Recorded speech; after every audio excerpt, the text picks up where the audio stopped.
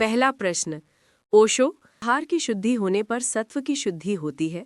सत्व की शुद्धि होने पर ध्रुव स्मृति की प्राप्ति होती है और स्मृति की प्राप्ति से समस्त ग्रंथियां खुल जाती हैं। ओशो, छांदोग्य उपनिषद के इस सूत्र की व्याख्या करने की अनुकंपा करें। सत्यानंद, आहार की शुद्धि होने पर सत्व की शुद्धि होती है। आहार का अर्थ है जो भी बाहर से भीतर लिया जाए। जो भीतर है वह सत्व, जो स्वरूप है वह सत्व, और जो उस पर आच्छादित होता है वह आहार। इसलिए आहार से भोजन मात्र न समझना। भोजन तो आहार का एक छोटा सा अंग है और वह बहुत महत्वपूर्ण भी नहीं, बहुत गौण अंग है। जो भी हम बाहर से भीतर लेते हैं, कान से ध्वनि, शब्द, आंख से रूप, नाक से गंध, हाथ से स्पर्श, हमारी पांचों इंद्रियां 5 द्वार हैं जिनसे हम बाहर के जगत को भीतर आमंत्रित करते हैं। प्रत्येक इंद्रिय का आहार है। 80% आहार तो हम आंख से लेते हैं, 20% शेष 4 इंद्रियों से। इसमें जो हम जिह्वा से लेते हैं, भोजन, स्वाद, वह तो अति गौण है, मगर नासमझों के कारण गौण प्रमुख हो गया है।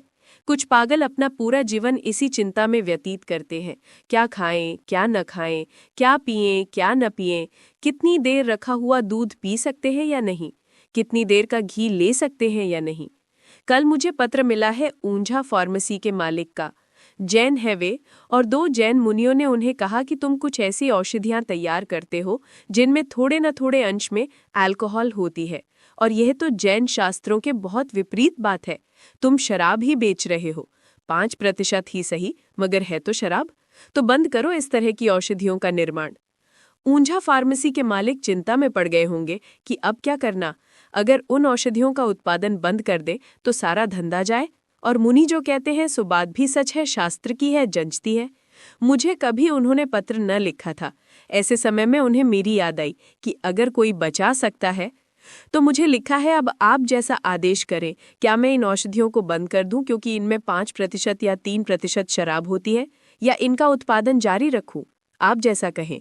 उन्होंने भी ठीक आदमी से पूछा, भरोसे से पूछा है कि मैं तो कहूंगा नहीं कि बंद करो, क्योंकि शराब 5% क्या 100% भी शुद्ध शाकाहार है। इसमें इतनी चिंता की क्या बात है? और औषधि में जा रही है, लोगों की चिकित्सा के काम आ रही है। ये तो सेवा ही हो गई। तुम्हारे लिए धंधा हुआ पर साथ साथ सेवा भी हो गई। मगर जैन मुनियों की न पूछो, उनकी चिंता बस यही, उनका मन ही यहाँ अटका हुआ है। ऐसे ऐसे पागल हैं जिनका हिसाब लगाना मुश्किल है। मैं एक महात्मा के साथ यात्रा कर रहा था। हिंदू हैं, सिर्फ गऊ का दूध ही पीते हैं और सब चीजों को अशुद्ध मानते हैं। दुग्ध आहार ही केवल शुद्ध है। मैंने उनसे पूछा कि तुम ये भी तो सोचो कि गऊ तो घास खाती है और भी ना मालूम क्या क्या खाती है, और उसी से ये दूध बनता है। तो अंततः तो ये घास पात से ही बन रहा है। दूध शुद्ध हो गया और घास पात।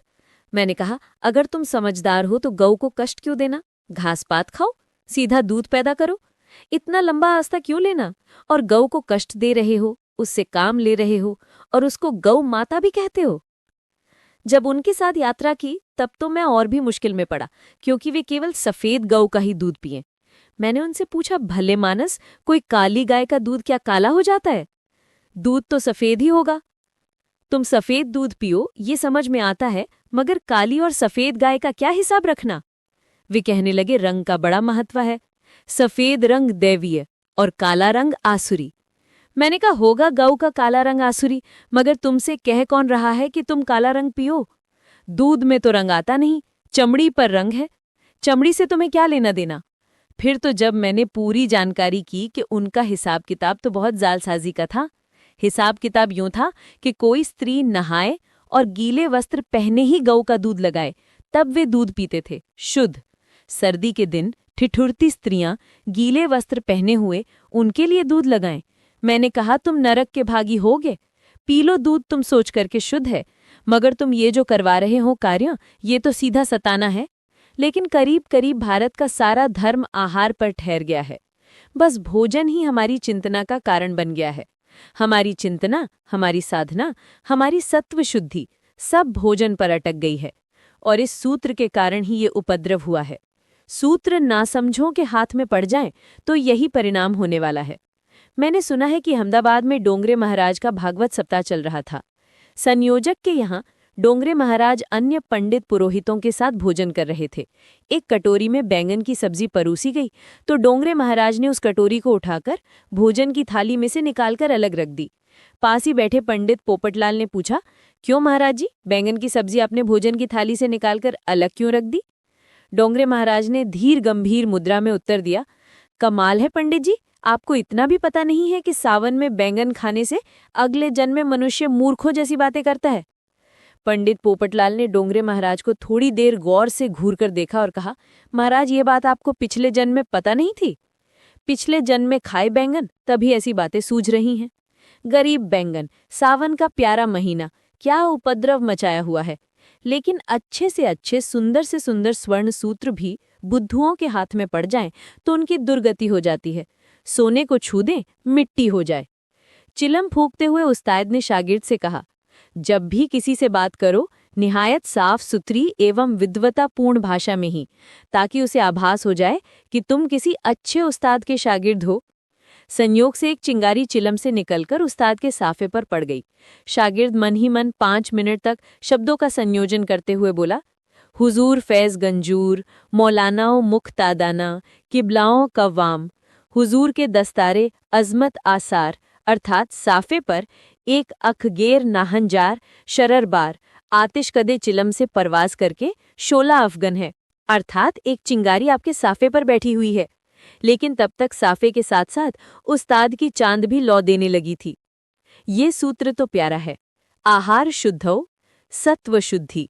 लेकिन आहार का बड़ा व्यापक अर्थ है।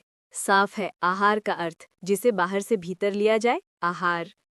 निश्चित ही तुम जो बाहर से भीतर ले जाओगे वो तुम्हारे स्वरूप पर आच्छादित होगा। भीतर जो है वो तुम्हारा स्वरूप है। धूल ले जाओगे तो धूल आच्छादित हो जाएगी, स्वर्ण ले जाओगे तो स्वर्ण आच्छादित हो जाएगा। जो भी तुम बाहर से भीतर ले जाओगे वही तुम्हारे चित्त के दर्पण पर जमेगा और उससे ही तुम्हारा जीवन निर्धारित होगा। कैसे इसकी शुद्धि हो? आहार तो करना ही होगा। आंखें देखेंगी ही, कम देखें ज्यादा देखें, लेकिन देखेंगी ही। तो वही देखना जो देखने योग्य है, सुंदर है, प्रीतिकर है, आह्लादित करता है। लेकिन लोग गलत चीजें देखते हैं। अगर रास्ते पर 2 व्यक्ति कुश्तुम कुश्ती कर रहे हों, दंगा फसाद कर रहे हों, वहां गुरुजी की फतेह बोल रहे हों, तो देखो भीड़ इकट्ठी हो जाती है। मुफ्त तमाशा कौन ना देखे? सर्कस हो रहा है, लाख काम छोड़कर लोग वहीं खड़े हो जाते हैं। पहले ये मजा देख लें, फिर काम कर लेंगे। कोई ये नहीं सोचता कि जब तुम 2 आदमियों को लड़ते हुए देखोगे तो तुम हिंसा का आहार कर रहे हो, तुम अपने भीतर गाली गलौच ले जा रहे हो। वे दोनों आदमी गालियां बक रहे हैं, अभद्र व्यवहार कर रहे हैं, अशोभन शब्द बोल रहे हैं। और जब भी 2 पुरुष लड़ते हैं तो हैरानी की बात है, लड़ते पुरुष हैं मगर गालियां स्त्रियों को देते हैं। वो उसकी माँ को ठीक कर रहा है, वो उसकी बहन को ठीक कर रहा है, वो उसकी बेटी को ठीक कर रहा है। ये भी थोड़ी सोचने जैसी बात है कि ये समाज बातें तो करता है स्त्री समादर की, मगर ये समादर है? बातें तो यूं की जाती हैं कि जहां जहां नारी की पूजा होती है वहां वहां देवता रमण करते हैं। और स्त्री की पूजा के नाम पर हो क्या रहा है? सदियों से क्या हो रहा है, सिवाय अपमान और अनादर के कुछ भी नहीं। अगर 2 आदमी लड़ रहे हैं तो एक दूसरे से निपटो। इसमें स्त्रियों को बीच में लाने की क्या जरूरत है? इसमें किसी की माँ ने तुम्हारा क्या बिगाड़ा? किसी की पत्नी ने, किसी की बेटी ने तुम्हारा क्या बिगाड़ा? लेकिन गाली तो स्त्रियों को ही दी जाएगी, लड़े कोई। अपमान तो स्त्री का ही होगा, लड़े कोई। और तुम खड़े होकर यूं पीते हो जैसे अमृत मिल गया हो। जहां झगड़ा हो रहा हो वहां क्या तुम सोचते हो कोई आदमी झपकी ले ले नींद में चला जाए? कभी नहीं। धर्म सभा में लोग नींद में जाते हैं, शास्त्र सुनते हैं तो नींद आती है, माला फेरते हैं तो झपकी खाते हैं। लेकिन 2 आदमी गालियां दे रहे हों तो सोए हुओं की तो बात छोड़ दो, मुर्दों को भी अगर पता चल जाए तो उठकर खड़े हो जाएं कि जरा देख लें, फिर सो जाएंगे कब्र में, ऐसी जल्दी क्या है? ये मजा तो और देख लें जाते जाते। लेकिन तुम आहार कर रहे हो और वे गालियां तुम्हारे दर्पण पर आच्छादित हो रही हैं। तुम सुनते क्या हो? लोग फिल्मी गाने सुन रहे हैं, व्यर्थ की बातें सुन रहे हैं, एक दूसरे की निंदा सुन रहे हैं, झूठी, और कोई संदेह नहीं उठाता। ऐसा आदमी खोजना मुश्किल है जिससे तुम किसी की निंदा करो और वो संदेह उठाए। हाँ, प्रशंसा करो तो हर एक संदेह उठाएगा। कहो किसी से कि भला व्यक्ति, बड़ा साधु चरित्र, और दूसरा आदमी तत्क्षण बोलेगा, छोड़ो भी, किन बातों में पड़े हो? अरे ये कलयुग है, हो गए साधु सतयुग में, अब नहीं होते, सब पाखंडी हैं, सब धोखेबाज हैं, सब लूट खसोट में लगे हैं। अरे हर ढोल में फोल है। 1000 बातें कहेगा वो आदमी, तुमने सिर्फ इतना ही कहने की भूल की थी कि भला आदमी साधु है। एक से एक बातें वो निकालेगा, बात में से बातें निकाल कर जाएगा। और अगर तुम किसी आदमी की निंदा करो तो कोई इनकार न करेगा, यूं पी जाएगा जैसे प्यासा आदमी धूप से थका मांदा ठंडा जल पी जाए, यूं पी जाएगा। इनकार ही न करेगा, कभी न कहेगा कि भाई ऐसी निंदा पर मुझे भरोसा नहीं आता, वो आदमी इतना बुरा नहीं हो सकता। किसी की प्रशंसा करो और तुम तत्क्षण पाओगे कि कोई तुम्हारी बात को मानने को राजी नहीं है, लोग प्रमाण मांगेंगे। और किसी की निंदा करो और तत्क्षण लोग अंगीकार करने को राजी हैं, ना प्रमाण कोई मांगता ना इनकार कोई करता। ये हमारे आहार के ढंग हैं। अशुद्ध को तो हम आहार कर लेते हैं और शुद्ध को हम इनकार करते हैं। सदियों सदियों तक संदेह जारी रहते हैं। आज भी लोगों को भरोसा नहीं है कि महावीर या बुद्ध जैसे लोग सच में हुए। इतिहासज्ञ खोज में लगे रहते हैं, सिद्ध करने में लगे रहते हैं कि ऐसे आदमी हो कैसे सकते हैं। कल्पनाएं हैं, पुराण कथाएं हैं, किंवदंतियां हैं, लेकिन कोई शक नहीं करता सिकंदर पर, कोई शक नहीं करता नादिर शाह पर, चंगेज खान पर, तैमूर लंग पर। हत्यारों पर कोई शक नहीं। जीसस पर शक है, जुदास पर कोई शक नहीं। राम पर तुम्हें शायद शक हो, लेकिन रावण पर कोई शक नहीं। ये तो रावण को मानने के लिए तुम्हें राम को मानना पड़ता है। मानते तो तुम रावण को ही हो, लेकिन रावण को अकेला कैसे माने? बिना राम की पृष्ठभूमि के रावण को मानना मुश्किल होगा, इसलिए निमित्त मात्र राम को भी स्वीकार कर लेते हो। अच्छे पर हमें संदेह है, फूलों पर हमें भरोसा नहीं, कांटों पर हमारी श्रद्धा है। नकार हमारी जीवन दृष्टि है, विधेयी नहीं। हम ऐसे ही हैं जिनको नरक पर कभी भी कोई संदेह नहीं उठता। मैंने आज तक ऐसी किताब नहीं देखी जिसने नरक पर संदेह उठाया हो कि नरक नहीं है, लेकिन स्वर्ग पर संदेह उठाने वाली बहुत किताबें हैं। शैतान के खिलाफ लिखी मैंने एक किताब नहीं देखी, ईश्वर के खिलाफ लिखी हजारों किताबें देखी हैं। ये कैसा आदमी है? हम क्या कर रहे हैं? और ध्यान रहे, अगर कांटे चुनोगे तो कांटे ही तुम पर इकट्ठे हो जाएंगे, फिर चुभेंगे भी, इतने चुभेंगे, इतनी पीड़ा देंगे, इतने घाव से भर देंगे, इतनी मवाद फैल जाएगी, इतने नासुर हो जाएंगे कि फिर फूल मिल भी जाएं तो भरोसा ना आएगा। फूलों पर भरोसा करो, फूलों को भीतर ले जाओ, फूलों से अपने प्राणों को आच्छादित करो, इतना कि अगर कांटे मिल भी जाएं तो भी फूलों से आच्छादित आत्मा उनसे अप्रभावित रहे। लेकिन लोग अजीब हैं। मैं मुल्ला नसरुद्दीन के घर बैठा हुआ था, उसका बेटा फजलू आया और मुल्ला ने आव देखा न ताव और लगा उसकी पिटाई करने। 4-6 झपाटे जोर से लगा दिए। वो बेचारा बच्चा रोने लगा। मैंने पूछा कि मैं देख रहा हूं उसने कोई कसूर किया नहीं, एक शब्द बोला नहीं, तुम उसे मार क्यों रहे हो? मुल्ला नसरुद्दीन कहने लगा, इसके कसूर के लिए मार ही कौन रहा है? अरे 2 दिन बाद इसका परीक्षा फल निकलने वाला है और मैं आज ही बाहर जा रहा हूं। अभी से इंतजाम किए दे रहा है वो। अजीब लोग हैं, मगर ऐसे ही लोगों से ये दुनिया भरी है। तुम भी अपने भीतर अगर खोजोगे तो ऐसे ही आदमी को पाओगे, छिपा हुआ, क्योंकि सीधा सीधा देख लोगे तब तो फिर उसका जीना मुश्किल हो जाएगा। आहार शुद्धि का अर्थ है अपने भीतर वही ले जाना जो प्रीतिकर हो, स्वादिष्ट हो, सुमधुर हो, सुंदर हो, सत्य हो, ताकि तुम्हारे भीतर के स्वरूप पर श्रृंगार आए, जवानी आए, ताकि तुम्हारे भीतर स्वरूप निखरे, प्रकट हो, उस पर उभार आए, गर्द गुबार न जम जाए। आहार शुद्धौ सत्व शुद्धि। और उसी आहार में एक छोटा सा हिस्सा भोजन है, जरूर उसका भी विचार करना, लेकिन वही सब कुछ नहीं है। इतना ही काफी विचार है कि अपने भोजन के लिए किसी को कष्ट मत देना, दुख मत देना, इतना ही विचार काफी है। जब भोजन बिना किसी को दुख दिए हो सकता हो तो पशुओं को काटना और मारना अनुचित है। जब फल और सब्जियां और अनाज तुम्हारे लिए परिपूर्ण पौष्टिक हो जाते हो तो क्या जरूरत है कि पशुओं को मारो? क्या जरूरत है इतना दुख देने की? और अगर इतना दुख तुम दोगे तो स्वभावतः तुम कठोर होते चले जाओगे। मांसाहारी कठोर होगा ही, नहीं तो मांसाहार कैसे करेगा? और जब कठोर होगा तो मनुष्यों के साथ भी कठोर होगा। अब कठोरता कोई नियम थोड़े ही मानती है कि इसके साथ कठोर होंगे, उसके साथ कठोर नहीं होंगे। और जब कठोर होगा तो अपनों के साथ भी कठोर होगा, परायों के साथ ही थोड़े कठोर होगा। और जब कठोर होगा तो अपनों के ही साथ नहीं, अपने साथ भी कठोर होगा। कठोरता तो एक भीतर बैठ गई चट्टान की तरह है। सबसे पहले तो खुद के प्रति कठोर हो जाएगा, दुष्ट हो जाएगा।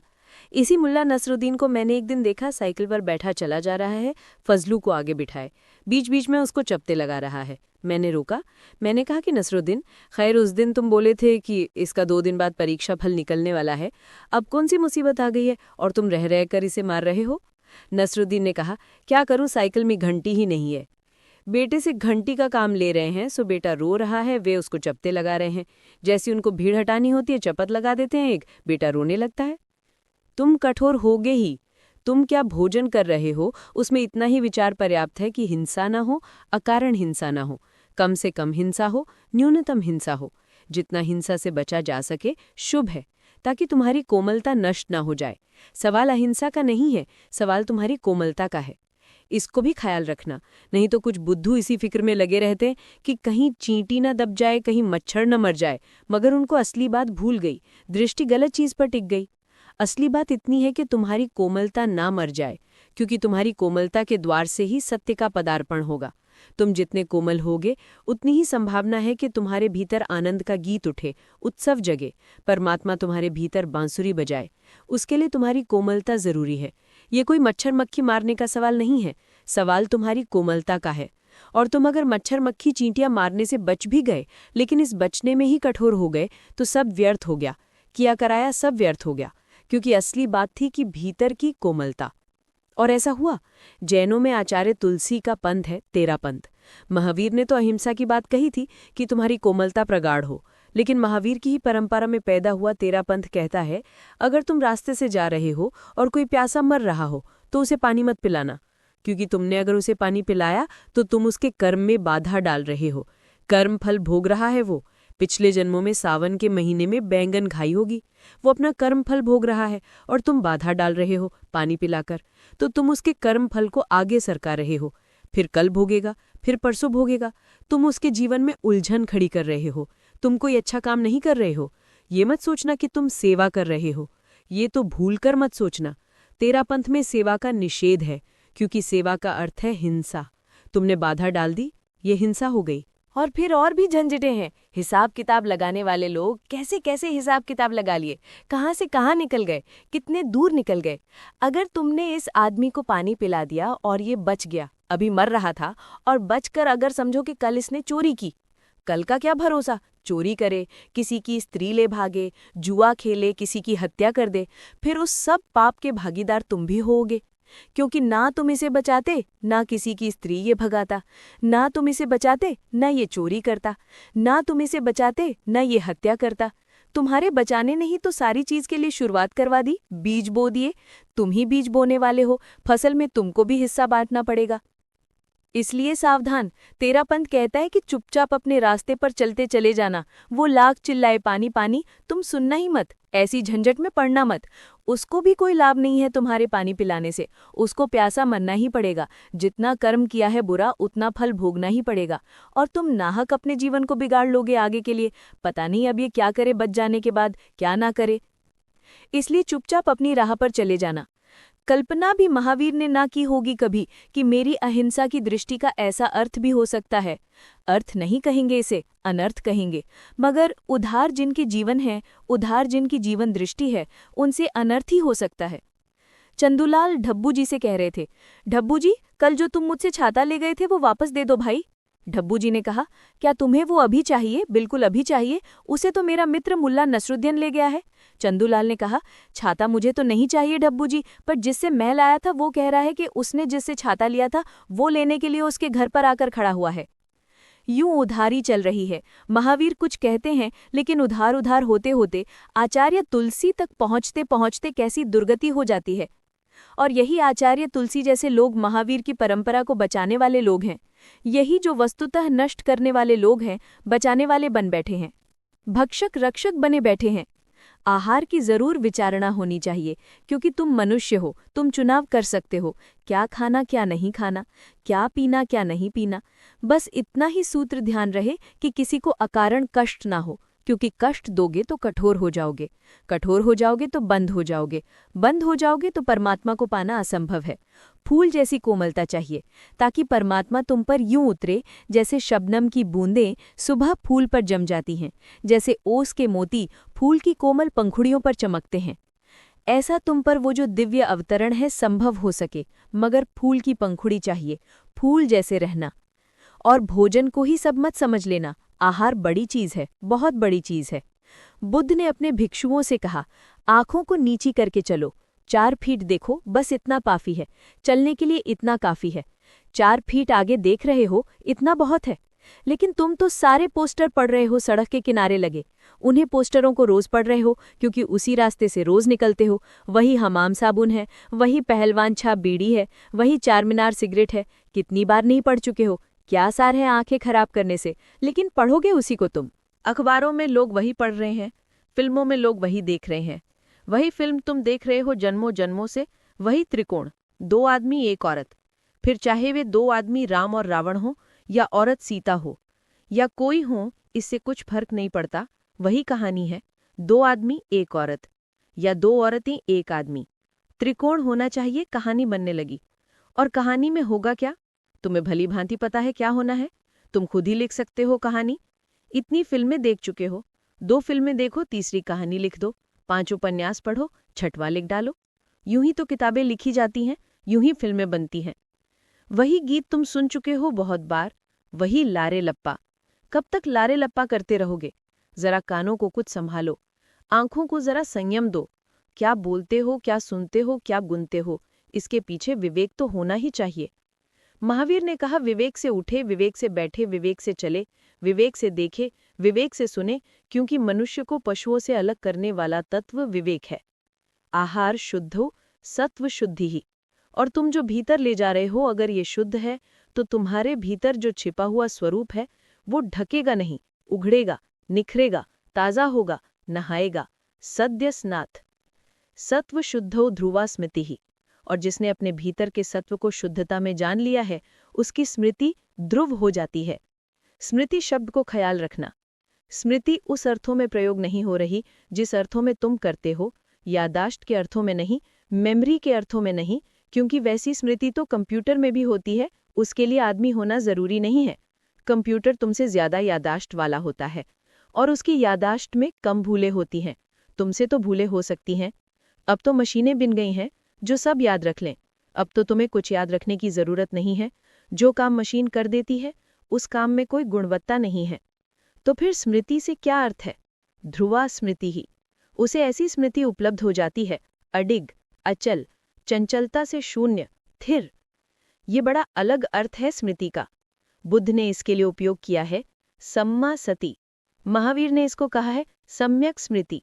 दोनों का एक ही अर्थ है। सम्मा सती पाली है, सम्यक स्मृति संस्कृत।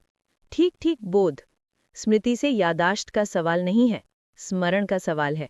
अपना स्मरण, आत्मस्मरण। तुम भूल गए हो कि तुम कौन हो। तुम्हें याद ही न रही कि तुम कौन हो, किस लिए हो, कहाँ से आए हो, कहाँ जा रहे हो। तुम्हें कुछ भी पता नहीं। मैंने सुना है एडिसन अमेरिका का एक बहुत बड़ा वैज्ञानिक, या चाहो तो कहो कि दुनिया का एक बहुत बड़ा वैज्ञानिक, क्योंकि उसने 1000 आविष्कार किए। एक आदमी ने इतने आविष्कार कभी नहीं किए, मगर बहुत भुलक्कड़, अतिशय भुलक्कड़। एक बार खुद अपना नाम ही भूल गया। औरों का नाम भूल जाना तो तुमने सुना होगा, अपना नाम भूल जाना बड़ी कठिन बात है, बड़ी मुश्किल बात है। लोग नींद में भी नहीं भूलते। तुम सब यहाँ सो जाओ, जैसे मैं छांदोग्य उपनिषद पर बोलता ही रहूं, बोलता ही रहूं, बोलता ही रहूं, तो फिर तुम क्या करोगे?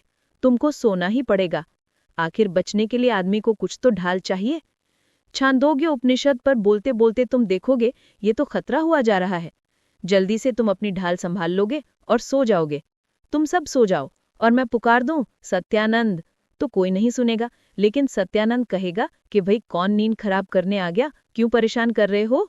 नींद में भी अपना नाम नहीं भूलता। गहरी नींद में भी, अतिशय गहरी नींद में, सुषुप्ति में भी अपना नाम याद रहता है। लेकिन एडिसन को एक बार अपना नाम भूल गया।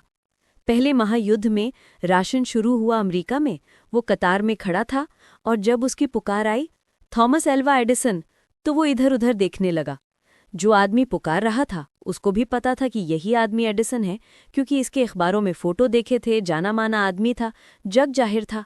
उसने फिर बुलाया, थॉमस एल्वा एडिसन, और एडिसन इधर उधर देखने लगा। उसने कहा, मामला क्या है? और एडिसन के पीछे जो खड़ा था उस आदमी ने भी कहा कि बात क्या है, वो आपको बुला रहा है, आप सुन नहीं रहे?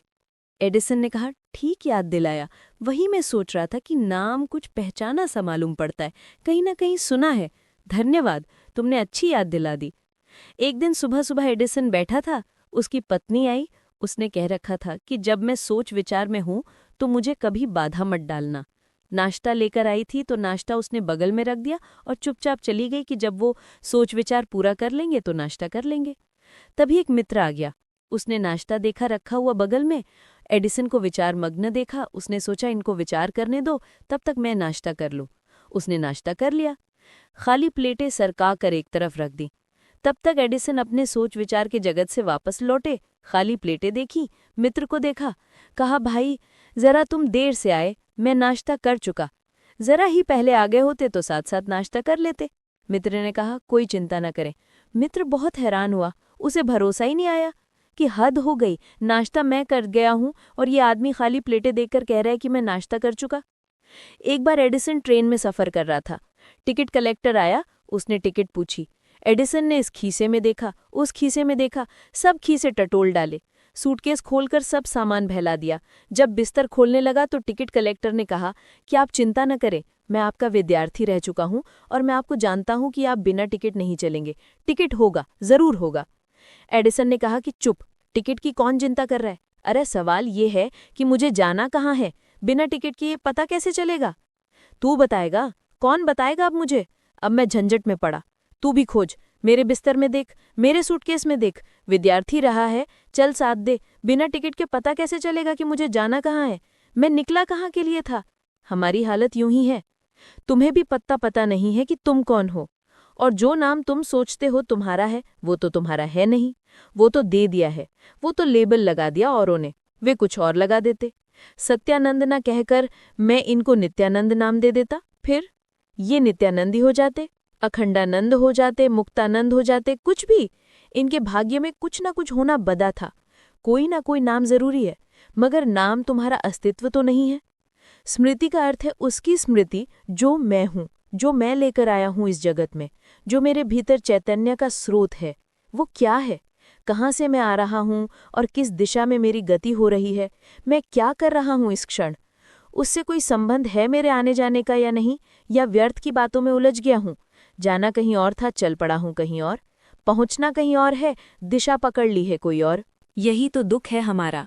सारी पृथ्वी दुखी लोगों से भरी है। क्या है दुख? इतना ही दुख है कि हम वो कर रहे हैं जिसका हमारे स्वरूप से कोई तालमेल नहीं है। सुख का अर्थ होता है जीवन की ऐसी चर्या जिससे हमारे स्वरूप का तालमेल हो, और दुख का अर्थ होता है ऐसी चर्या जिससे हमारे स्वरूप का कोई तालमेल न हो। और आनंद का अर्थ होता है ऐसा जीवन जो हमारे भीतर के छंद के साथ बिल्कुल एकरूप हो, तालमेल ही ना हो, एक ही हो जाए।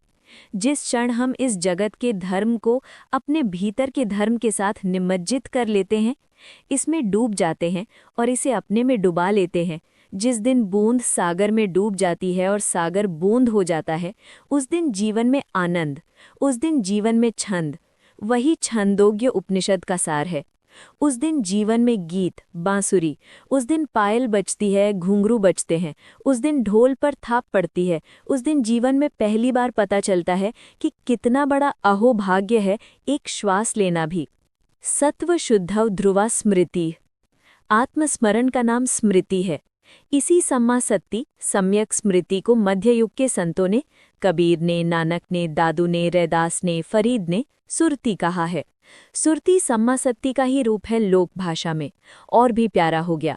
सम्यक स्मृति थोड़ा कठिन, सुरती सीधा साफ हो गया। लेकिन सुरती के नाम से बड़ा धोखा चल रहा है, खासकर पंजाब में, क्योंकि पंजाब में नानक ने सुरती की दुंदुभी बजा दी और नानक के पास जो आए वे भीख कर लौटे, अमृत से भीख कर लौटे। लेकिन सदा होना है ये। नानक ने लोगों को सुरती दी, अर्थात स्मृति दी अपनी, उन्हें याद दिलाई खुद की। और अब पंजाब में क्या चल रहा है? सुरती शब्द योग, उससे उसका कोई नाता नहीं। शब्द योग वो केवल मंत्रोच्चार का ही दूसरा नाम है। बैठे बैठे राम राम राम राम राम राम कर रहे हैं तोते की तरह, या जो भी तुम्हें प्यारा शब्द हो वही। ओंकार का नाद करो कि नमोकार मंत्र पढ़ो कि जपुजी पढ़ो। लेकिन शब्दों को दोहराने से, मंत्रों को दोहराने से केवल आत्मसम्मोहन पैदा होता है, सुरती पैदा नहीं होती। वस्तुतः उल्टी ही बात होती है, विस्मृति पैदा होती है, सुरती पैदा नहीं होती। अपना स्मरण क्या खाक आएगा शब्दों से? अपना स्मरण तो निःशब्द में आता है। सुरती निःशब्द योग कहो तो समझ में आए। सुरती शब्द योग, शब्द तो ढाक लेता है, शब्द ही तो उपद्रव है, शब्द ही तो हमारा मन है। सारे शब्दों से मुक्त होना है ताकि निस्तब्धता छा जाए, ताकि मौन उतर आए, ताकि भीतर सन्नाटा हो। उसी सन्नाटे में अपनी स्मृति आएगी। जब कुछ भी न बचेगा याद करने को, तभी अपनी याद आएगी। जब तक कुछ और बचेगा तब तक याद उसी में उलझी रहेगी। आहार शुद्धौ सत्वशुद्धि, सत्वशुद्धौ ध्रुवा स्मृति, स्मृति लाभे सर्वग्रंथिनाम विप्रमोक्ष। और जिसको अपनी सुरती आ गई, जिसको अपना स्मरण आ गया, उसकी सारी ग्रंथियां टूट जाती हैं। ये शब्द बड़ा प्यारा है। ये सूत्र छोटे छोटे शब्दों पर खड़े हैं। सूत्र का अर्थ ही होता है बीज। इनमें विस्तार नहीं होता है, इनमें बात थोड़े में कही जाती है। सूत्र का अर्थ होता है टेलीग्राम। और ध्यान रखना, टेलीग्राम का ज्यादा परिणाम होता है। तुम पूरा का पूरा शास्त्र लिख भेरो किसी को कि जोग लिखा महाशुभ स्थाने और सब जने राजी खुशी हैं और आगे हाल ये है, और चलते जाओ तो भी उसका वो परिणाम नहीं होता। और इसलिए जो समझदार है वे लंबी चिट्ठी लिखने के बाद क्या लिखते हैं? थोड़ा लिखा और ज्यादा समझना। अरे चिट्ठी लिखी और तार समझना, गजब कर दिया। तो तार ही भेज देते ना। चिट्ठी लिखी और तार समझना, मगर लिखने में राज है। तार समझने का मतलब है कि जब तार आ जाता है तो ज्यादा अर्थ लाता है। शब्द कम होते हैं, अर्थ ज्यादा होता है। चिट्ठी में शब्द ज्यादा होते हैं, अर्थ कम होता है। इसलिए कहते हैं कि चिट्ठी लिखी और तार समझना। ये तार है। सूत्र का अर्थ होता है संक्षिप्त, बिल्कुल सार।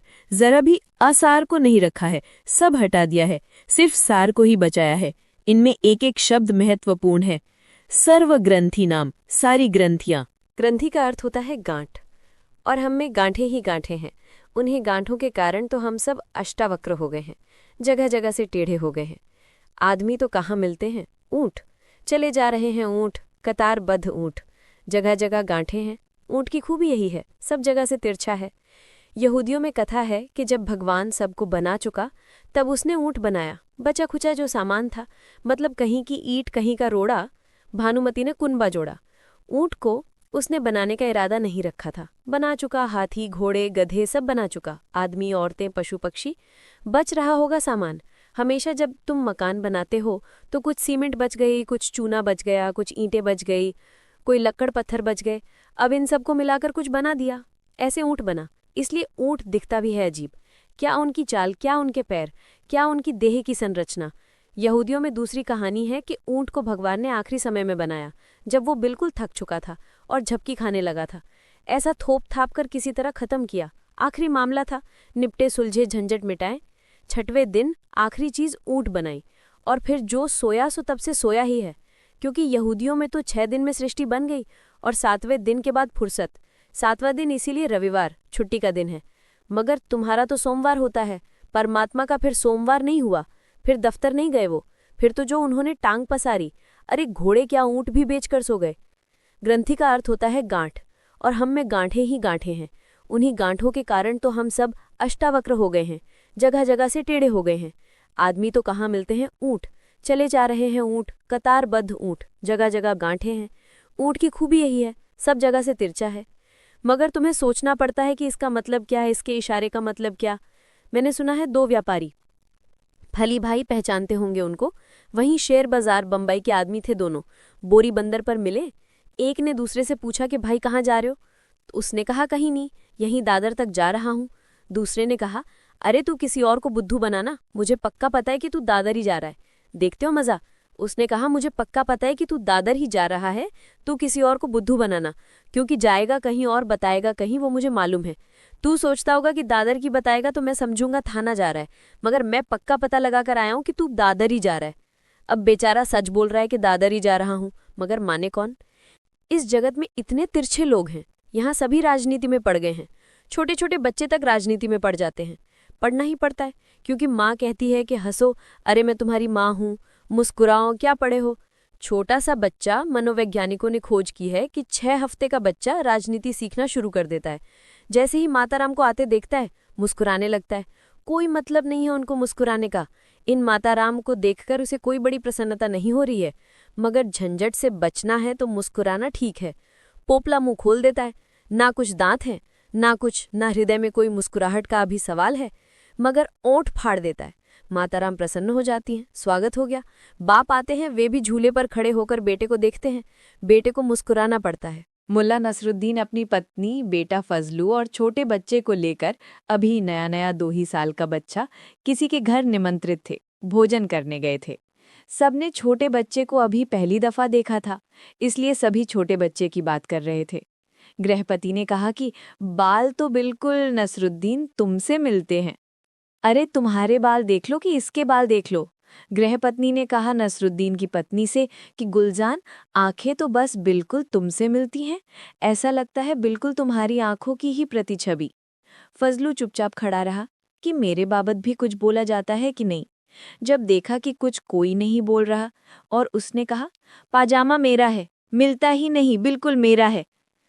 क्या करोगे जहां सब अपनी अपनी चला रहे हैं, अपनी अपनी धाक रहे हैं, कोई के बाल, किसी की आंखें। आखिर लड़का ये भी तो सोचे कि आखिर मेरी भी कोई इज्जत है, मेरी भी कोई प्रतिष्ठा है। इनके मिलते होंगे मगर मेरा पाजामा बिल्कुल मेरा है। कसम खाकर कहता हूँ, मोहल्ले पड़ोस के लड़कों को लाकर गवाही में खड़ा कर सकता हूँ। सालों मैंने पहना है और अब ये पहन रहा है। छोटे छोटे बच्चों को भी अहंकार पकड़ना शुरू होता है और वहीं से गांठ पड़नी शुरू होती है। और माँ बाप भी अहंकार को पकड़ाते हैं, जहर पे लाते हैं। कुछ करके दिखाना, अरे दुनिया में आए हो तो कुछ करके दिखाओ, कुछ नाम ही कर जाओ। जैसे जो नाम कर गए पहले, कुछ बहुत कर गए, क्या हो गया उनके नाम के कर जाने से।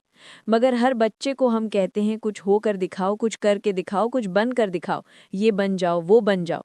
स्कूल भेजते हैं, स्कूल में भी वही दौड़ महत्वाकांक्षा की, प्रथम आओ, स्वर्ण पदक जीतो। कुछ न कुछ दुनिया के सामने अपने अहंकार को घोषणा देनी है। इससे ग्रंथियां पैदा होती हैं, गांठें पैदा होती हैं। महत्वाकांक्षा ग्रंथियां लाती है और महत्वाकांक्षा हीनता पैदा करवाती है कि अभी मैं कुछ भी नहीं, न सिकंदर बन पाया, न अशोक बन पाया, न अकबर बन पाया, न बुद्ध बन पाया, न महावीर बन पाया, कुछ भी नहीं। जिंदगी यूं ही चली जा रही है, अभी तक अपनी कोई छाप नहीं छोड़ पाया दुनिया पर, हस्ताक्षर नहीं कर पाया, तो हीनता पैदा होती है। महत्वाकांक्षा का जहर हीनता को पैदा कर देता है और हीनता बड़ी गांठ है। फिर आदमी धन से, पद से, प्रतिष्ठा से, किसी भी तरह से, अगर अच्छी तरह से ना मिले तो गलत तरह से, चोरी से, बेईमानी से, गुंडागर्दी से, अगर यूं प्रसिद्धि ना मिले तो फिर आदमी कुछ भी साधन अख्तियार कर लेता है। फिर साध्यों की फिक्र नहीं रह जाती कि वे शुभ साधन से ही मिलने चाहिए। साधन फिर शुभ हों कि अशुभ। कैलिफोर्निया में 2 वर्ष पहले एक आदमी ने 7 हत्याएं की। 2 घंटे के भीतर जो मिला उसको शूट कर दिया। ये भी नहीं देखा किसको शूट कर रहा है, पीछे से भी मार दी गोली लोगों को। उनका चेहरा भी नहीं देखा था पहले कभी। उस पर जब अदालत में मुकदमा चला तो मजिस्ट्रेट भी हैरान था। उसने पूछा कि तुमने ये किया क्यों? अरे लोगों की कोई दुश्मनी होती है तो कोई किसी को मारता है, समझ में आता है, कोई तर्क है। तुमने तो ऐसे आदमियों को मारा जिनको तुमने जिंदगी में पहले देखा भी नहीं था। इसमें एक आदमी तो पहली दफे ही कैलिफोर्निया आया था और उसका तुमने चेहरा भी नहीं देखा था, पीछे से गोली मार दी। उस आदमी ने कहा, मुझे इसकी कोई फिक्र नहीं, मैं अपनी तस्वीर अखबारों में देखना चाहता हूँ। अरे जिंदगी यूं ही चली जा रही है, कोई चर्चा ही नहीं। आज हर जबान पर मेरा नाम है, गांव की चर्चा मैं हूँ, जो देखो मेरी बात कर रहा है। जिंदगी सफल हो गई, अब फांसी लगे कोई फिक्र नहीं, उसकी भी चर्चा होगी। मर जाऊंगा मगर याद छोड़ जाऊंगा। जॉर्ज बर्नार्ड शॉ को जब नोबेल प्राइज मिली तो उसने इनकार कर दिया लेने से। वो पहला आदमी था इनकार करने वाला। एक तो नोबेल प्राइज का मिलना, सारी दुनिया में चर्चा हुई, प्रथम अखबारों की सुर्खियों में नाम आया, और दूसरे दिन उसने इनकार कर दिया लेने से। फिर अखबार में खबर छपी। ये पहला मौका था कि कोई नोबेल प्राइज लेने से इनकार कर दे। नोबेल प्राइज के लिए तो लोग मरे जाते हैं, 1000 कोशिश करते हैं, सिफारिशें करवाते हैं, चेष्टाएं करते हैं, क्या नहीं करते आदमी। और इसने नोबेल प्राइज को इनकार कर दिया। मिलने से भी बड़ी खबरें छपी कि ये इतिहास की पहली घटना है। इतना बड़ा पुरस्कार, कोई 20 लाख रुपए मिलते हैं और सारे जगत में सम्मान, ऐसा कोई पुरस्कार नहीं। और बर्नार्ड शॉ ने इनकार कर दिया। बहुत चर्चा हुई, बहुत शोरगुल मचा। 2-3 दिन बर्नार्ड शॉ को बहुत खोजा गया, उसका पता ही ना चले कि वो कहाँ है। 3 दिन बाद पता चला वो अपने गांव चला गया था। उस पर बड़ा दबाव डाला गया। इंग्लैंड की सरकार ने दबाव डाला, दुनिया के बड़े बड़े प्रसिद्ध लोगों ने पत्र लिखे, तार किए कि भाई ऐसा मत करो, इसमें अपमान है नोबेल प्राइज बांटने वाली कमेटी का। तुम स्वीकार कर लो, फिर चाहे तुम इस हाथ से स्वीकार करना और उस हाथ से दान कर देना, मगर स्वीकार कर लो। मगर वो भी टिका रहा। 7 दिन तक अखबारों में रोज चर्चा चलती रही कि आज इस महाराजा ने प्रार्थना की, आज उस राजा ने प्रार्थना की, आज इस लेखक ने, कल उस कवि ने। 7 दिन तक उसने धूम धड़ाका मचा दिया। सारी दुनिया की सब खबरें गौण हो गई। 7वें दिन उसने घोषणा की कि जब इतने लोग आग्रह कर रहे हैं तो मैं कैसे इनकार कर सकता हूँ, मैं स्वीकार करता हूँ। उसने नोबेल प्राइज स्वीकार की। फिर अखबार में खबर छपी और उसने एक हाथ से दस्तखत किए स्वीकार करने के और दूसरे हाथ से उसको दान कर दिया, एक संस्था को, फेबियन सोसाइटी को दान कर दिया। फिर अखबारों में खबर छपी कि उसने स्वीकार किया, मगर अद्भुत दानी, कि 20 लाख रुपए यूं दान कर दिए कि 2 पैसे भी आदमी देने में सोचता है, 20 लाख रुपए देने में। और आज की 20 लाख नहीं, उस दिन के 20 लाख बहुत थे। आज का तो 1 करोड़ रुपए भी उनसे कम है। उस दिन के 20 लाख रुपए आज के करोड़ों रुपए से भी ज्यादा थे। कुछ चीजों के दाम तो 700 गुने ज्यादा हो गए हैं उस दिन से अब तक। रुपए की तो कीमत ही गिरती चली गई है। रुपए का तो कोई मूल्य ही नहीं रहा। भिखमंगे को भी तुम रुपया दो तो वो धन्यवाद नहीं देता, उल्टे उसको देखता है कि असली है कि नकली। मतलब तुम पर एहसान कर रहा है स्वीकार करके। अखबार में खबरें छपी, बहुत खबरें छपी, और फिर पता चला कि वो फेबियन सोसाइटी जो थी वो जॉर्ज बर्नार्ड शॉ की ही बनाई हुई छोटी सी समिति थी, जिसके वो ही अध्यक्ष थे और वो ही सदस्य थे एकमात्र, और कोई भी नहीं। फिर तो बहुत शोरगुल मचा कि ये तो हद हो गई, ये तो बेईमानी हो गई। यूं 15 दिन तक उस आदमी ने सारी दुनिया को उलझाए रखा और 16वें दिन उसने घोषणा कर दी कि इसमें क्या संकोच की बात है। सच बात तो ये है कि मैंने जानकर ये सब किया, क्योंकि नोबेल प्राइज मिली, एक दिन छप गई खबर, खत्म हो गई बात। ये भी कोई बात है? अरे नोबेल प्राइज मिली तो इसको जितना खींचा जा सके लंबा, जितने दिन तक अखबारों में टिका जा सके टिकना चाहिए। इसलिए तो मैंने इतना पूरा नाटक किया। फिर खबर छपी कि ये नाटक था पूरा का पूरा। ये नाटककार नाटक ही कर रहा था। ये इसने किसी को दान वगैरह किए नहीं, इस हाथ से अपने को ही दान कर लिए वापस। ये सब धोखाधड़ी थी। ये आदमी बेईमान है। जगह जगह गालियां और जगह जगह असम्मान और व्यंग्य चित्र छपे। मगर उसने कहा कि इसमें क्या बात है, मैंने पूरा लाभ लेना चाहा जितना लाभ लिया जा सकता है। क्या यूं ही नोबेल प्राइज मिली और बस ले ली, किसी को पता भी ना चला, कानों कान खबर ना हुई, एक एक बच्चे को पता चल गया? ऐसी ग्रंथियां मन में पैदा हो जाती हैं, अहंकार की, विशिष्टता की, खास होने की। स्मृति लाभे, लेकिन जिसको अपना स्मरण आ गया उसकी ये सारी ग्रंथियां मिट जाती हैं। फिर उससे ऊपर कुछ भी नहीं है, ना धन है, ना पद है, ना प्रतिष्ठा है। जिसको अपना स्मरण आ गया उसे तो परम पद मिल गया, परम धन मिल गया। उस परम पद और परम धन का नाम ही मोक्ष है। स्मृति लाभेन सर्व ग्रंथि नाम विप्र मोक्ष। उसका सभी ग्रंथियों से मोक्ष हो जाता है, मुक्ति हो जाती है। सारी ग्रंथियां टूटकर गिर जाती हैं, जैसे जंजीरें टूटकर गिर गई हूं किसी कैदी की। इस सूत्र को बहुत सावधानी पूर्वक समझना। आहार अर्थात जो बाहर से भीतर आता है, स्मृति अर्थात आत्मस्मृति, ग्रंथियां अर्थात वे सब आकांक्षाएं जो तुम्हें बांधे हुए हैं, वासनाएं जो तुम्हें बांधे हुए हैं, गांठें जिनमें तुम उलझ गए हो, जैसे मछली जाल में फंसी हो और तड़पती हो। जिसकी सारी ग्रंथियां टूट जाती हैं उसका मोक्ष है, उसका ही मोक्ष है।